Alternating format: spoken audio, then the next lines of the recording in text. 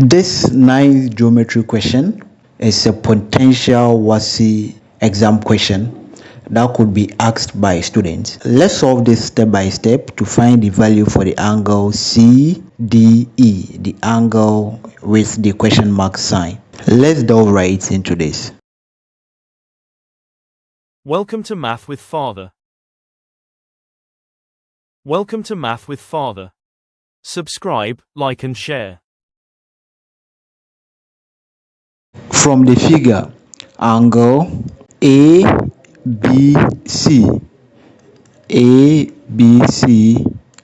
was given as 31 degrees.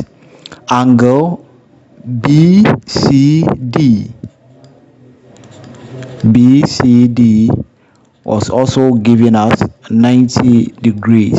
So in order to come out with this angle, there is a clue or there is a theorem that the summation of the interior angles here should be equal to the exterior angle here. The summation of the interior angles here should be equal to the exterior angle here. So ABC plus the angle EDC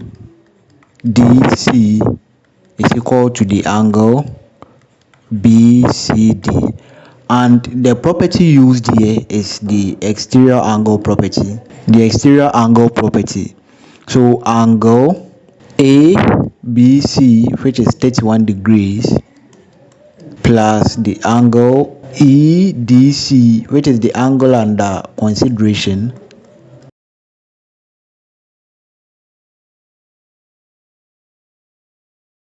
the angle CDE, which is the same as BCD, is equal to 90 degrees minus 31 degrees, and our angle CDE is equal to 59 degrees.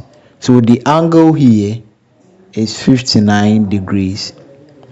We could also use a different approach by extending the angle here, extending the line BC, touching the line DE. So extending this line, touching this.